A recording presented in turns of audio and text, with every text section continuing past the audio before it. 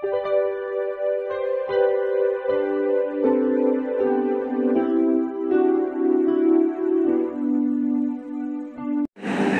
Students, প্রথমেই UK educational টিপসের পক্ষ থেকে তোমাদের সকলকে স্বাগত জানাই।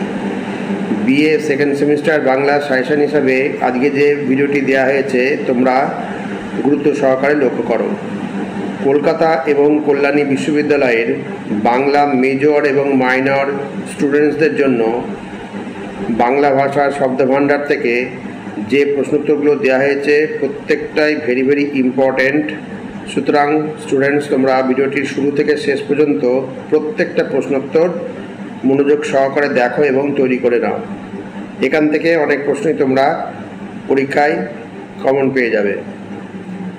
আজকে এই বাংলা ভাষার শব্দভাণ্ডার থেকে সংক্ষিপ্ত প্রশ্নোত্তর দেওয়া হয়েছে। এখানে প্রত্যেকটা প্রশ্নের মান হচ্ছে 1 অথবা 2, যে কোনোভাবে আসতে পারে। আজকের প্রথম প্রশ্ন হচ্ছে শব্দভাণ্ডার কি?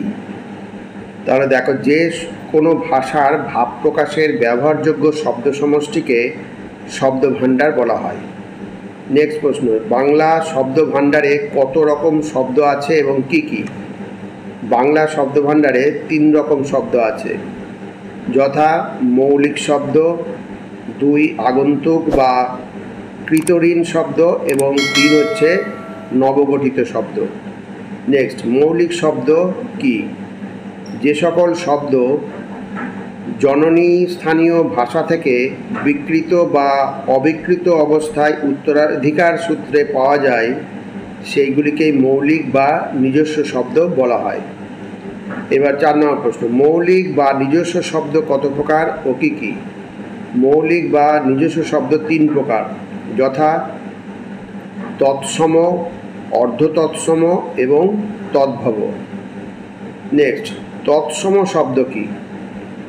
বাংলা ভাষার যে সকল শব্দ জননীস্থানীয় আর্য ভাষা বা সংস্কৃত ভাষা থেকে অবিকৃত অবস্থায় সরাসরি বাংলা ভাষায় গৃহীত হয়েছে সেগুলিকে তৎসম শব্দ বলা হয়।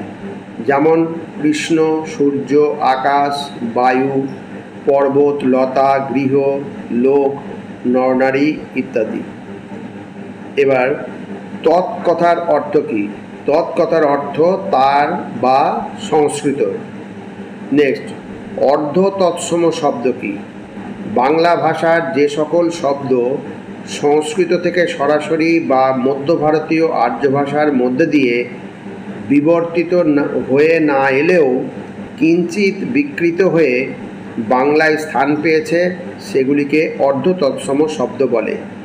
যেমন কৃষ্ণ থেকে কেষ্টা, তৃষ্ণা থেকে তেষ্টা, বৈষ্ণব থেকে বৈষ্ণব, অর্চনা থেকে আর্চা ইত্যাদি। নেক্সট, তদ্ভব শব্দ কি?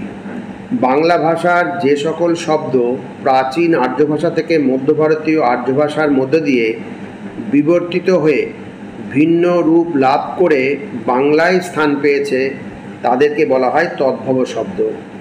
যেমন কৃষ্ণ থেকে কাহ্ন, কান থেকে কানু, হস্ত থেকে হস্ত থেকে হাত, অষ্ট থেকে অট্ট থেকে আট ইত্যাদি। নেক্সট, আগন্তুক শব্দ বা কৃতঋণ শব্দ কাকে বলে?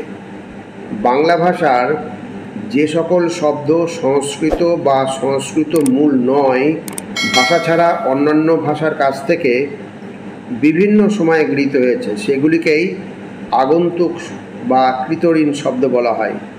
যেমন চেয়ার, টেবিল, মামলা, থানা, আসামি ইত্যাদি। এবার নেক্সট 10 নম্বর, বাংলা ভাষায় কত রকমের কৃতঋণ শব্দ আছে? বাংলা ভাষায় 2 রকমের কৃতঋণ শব্দ আছে, যথা দেশি ও বিদেশি। নেক্সট, দেশি কৃতঋণ শব্দ কি? বাংলা ভাষার যে সকল শব্দ দেশেরই অন্তর্ভুক্ত প্রাচীন অথবা আধুনিক কোনো শক্তিশালী বা প্রতিবেশী ভাষা থেকে এসেছে সেগুলিকেই দেশি কৃতঋণ শব্দ বলে। নেক্সট, এবার 4টি প্রাচীন দেশি কৃতঋণ শব্দ উল্লেখ করো। 4টি প্রাচীন দেশি কৃতঋণ শব্দ: ঝিঙে, ঝাঁটা, ডঙ্গি, ঢোল। নেক্সট, 4টি আধুনিক দেশীকৃত ঋণ শব্দ লেখো। 4টি আধুনিক দেশীকৃত ঋণ শব্দ হচ্ছে, হিন্দি হচ্ছে বন্ধ, লাগাতার, ঘেরাও, আর গুজরাটি হচ্ছে হরতাল। পরবর্তী প্রশ্ন, বিদেশি কৃত ঋণ শব্দ কাকে বলে? বাংলা ভাষার যে সকল শব্দ শক্তিশালী ও প্রভাবশালী বিভিন্ন বিদেশি ভাষা থেকে এসেছে সেগুলিকেই বিদেশি কৃত ঋণ শব্দ বলে। এবার 15 নম্বর, বাংলা ভাষায় ব্যবহৃত 4টি আরবি শব্দ লেখো। বাংলা ভাষায় ব্যবহৃত 4টি আরবি শব্দ, আইন, আক্কেল, কেতাব এবং হচ্ছে ফসল। নেক্সট, বাংলা ভাষায় ব্যবহৃত 4টি ফার্সি শব্দ কি? বাংলা ভাষায় ব্যবহৃত 4টি ফার্সি শব্দ হচ্ছে আন্দাজ, খরচ, খেতাব ও কামান। নেক্সট 17 নম্বর, বাংলা ভাষায় ব্যবহৃত 4টি তুর্কি শব্দ কি?